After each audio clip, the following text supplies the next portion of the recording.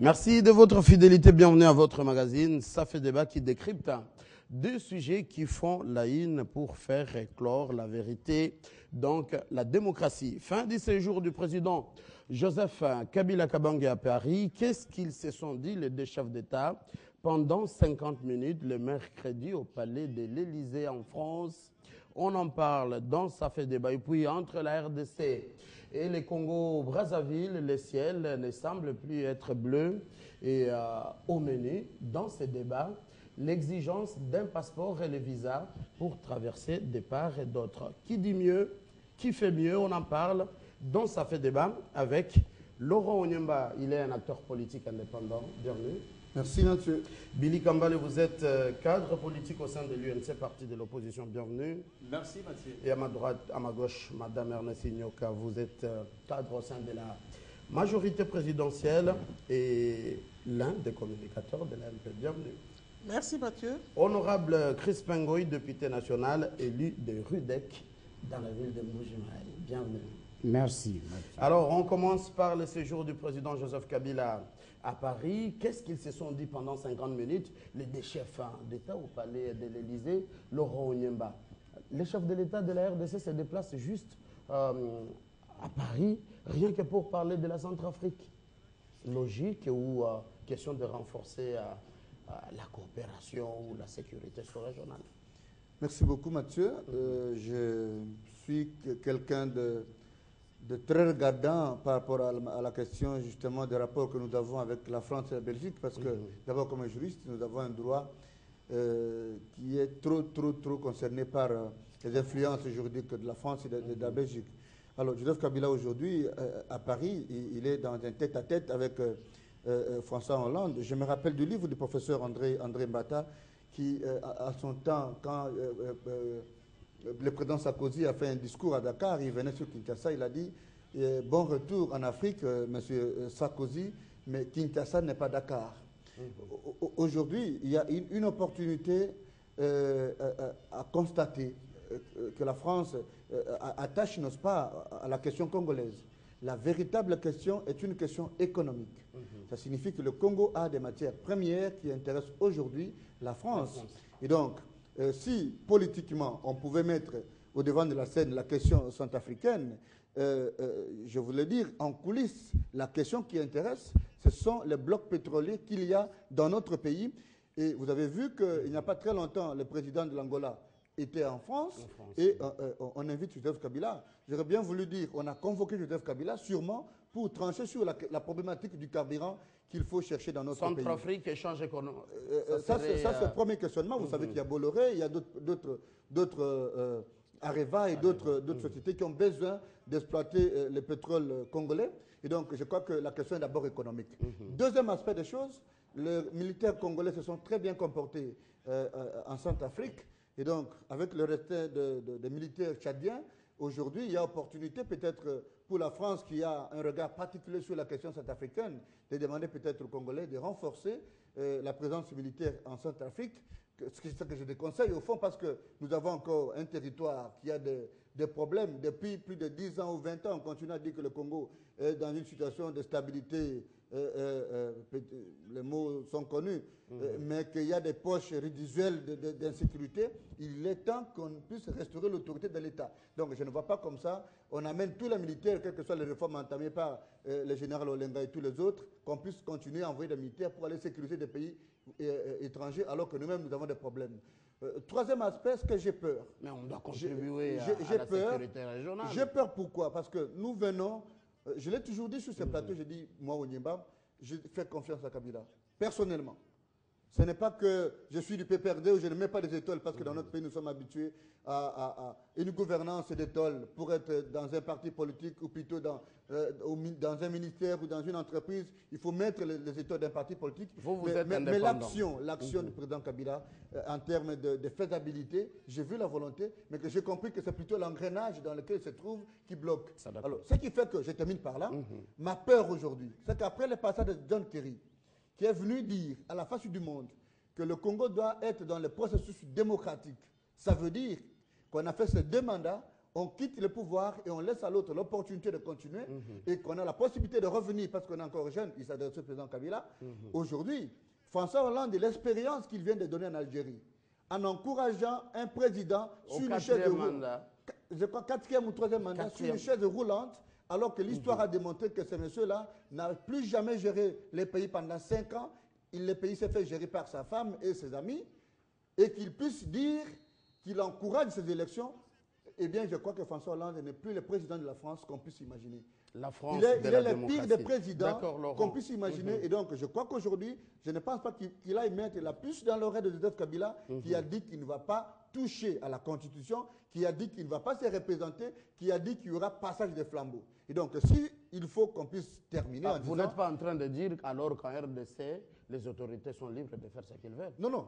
Vous dites, Mathieu Kamango, je dis ceci. Joseph Kabila a dit qu'il va faire le passage de flambeau vers un nouveau président. Et moi, je m'en tiens à ces mots-là. François Hollande n'a pas donné un bon exemple de France. Dans un pays voisin, nous ne voulons pas qu'il puisse mettre la puce dans l'oreille du président Kabila. Et ça, c'est mon constat. Madame Ernestine, vous êtes de l'AMP, on y va étape par étape. Quand Laurent dit c'était plutôt une convocation et non une invitation, ça vous arrange?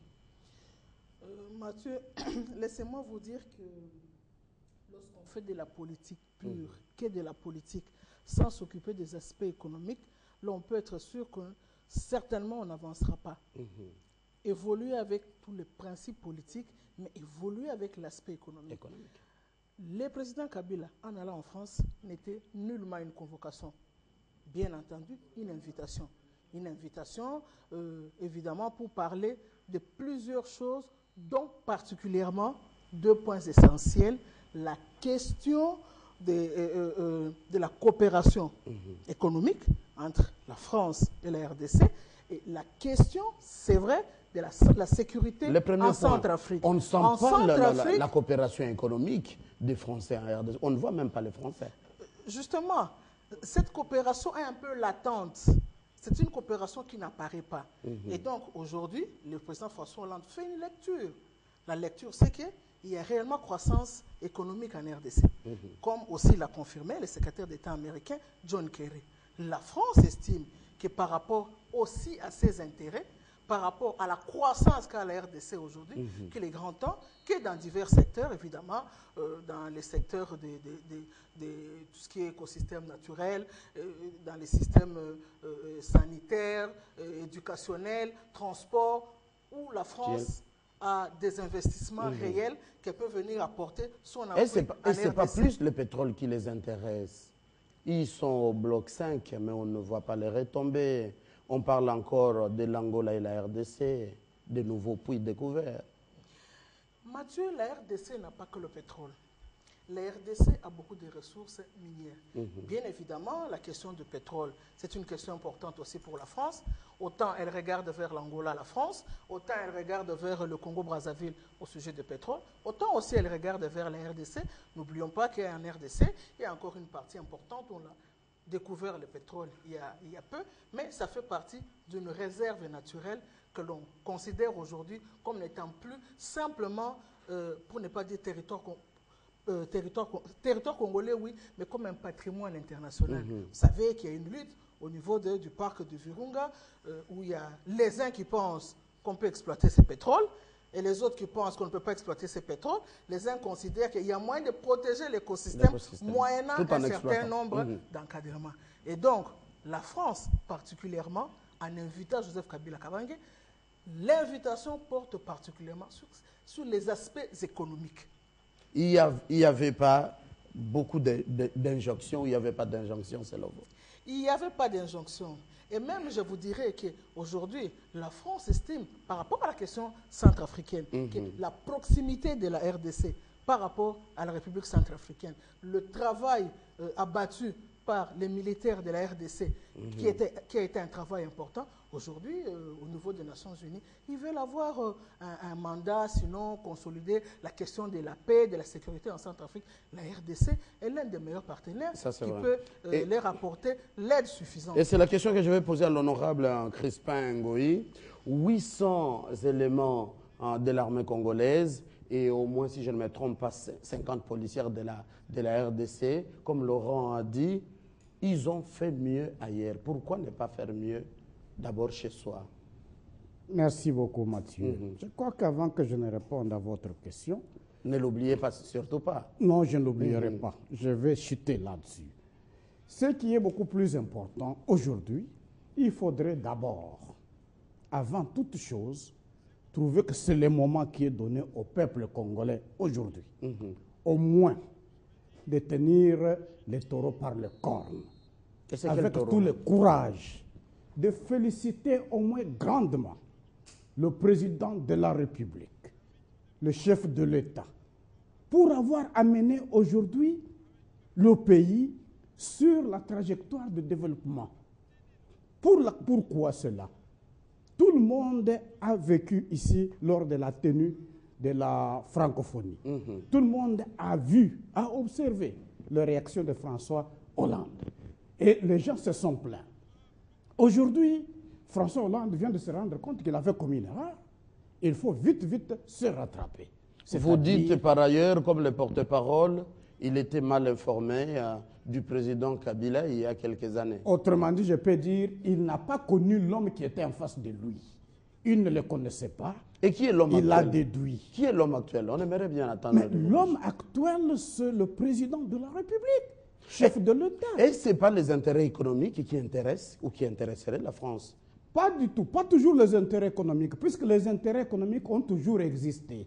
Mais la France agissait autrement. Mais aujourd'hui, la France vient se rendre compte qu'il a en face de lui quelqu'un qui peut l'aider, et lui aussi peut aider ce quelqu'un, pour qu'ensemble, entre la France et la RDC, qu'il y ait un mariage qui peut amorcer automatiquement le développement. Pourquoi vous ne voulez pas le dire? Il y a un problème en Europe avec la récession et autres. La France, avec le chômage qui galope, aimerait créer d'autres emplois ici en Afrique, les continents destinés. Pourquoi vous ne voyez pas cette vision de Français, François Hollande, par exemple, qui veut créer de l'emploi pour ses frères français ici en RDC? Le problème n'était pas là, les Français ont toujours existé, le chômage a toujours existé en France. Mais aujourd'hui, François Hollande vient de se rendre compte que pour lui permettre de résoudre ses problèmes à lui, en France, il est nécessaire de marcher main dans la main avec la République démocratique du Congo, sous la conduite du président Joseph Kabila. Billy Kambale. Donc, il faudrait, non, je n'ai pas répondu à votre question. Il faudrait que les Congolais prennent ce courage, au moins, de féliciter grandement le président de la République, puisque le pays est déjà sur la trajectoire de développement. Et il va décoller en grande vitesse. Et en ce qui concerne l'armée, pourquoi l'armée ne fait pas mieux ailleurs, fait mieux ailleurs que chez nous? Mais notre armée, nous l'avions dit l'autre fois, que notre armée devrait subir une réforme. Et on parlait ici lorsque les aventuriers du M23 faisaient leur comédie, et on a déclaré ici que maintenant que notre armée vient de se tenir debout, que ces gens-là puissent quitter les lieux. Pourquoi? Puisque ça sera un coup d'épée. Et ils ont quitté les lieux. Heureusement, Dieu merci, ils ont des oreilles pour entendre. Ils ont quitté le lieu, la paix est là.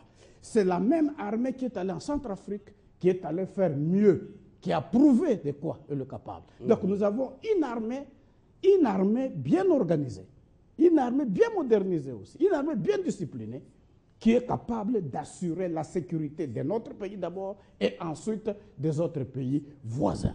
Donc ce n'est pas un miracle.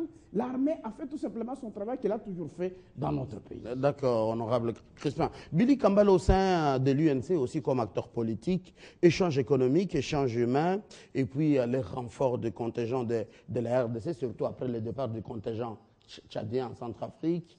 Les Congolais se sont bien comportés. Quelle lecture vous faites de cet entretien, Joseph Kabila, François Hollande?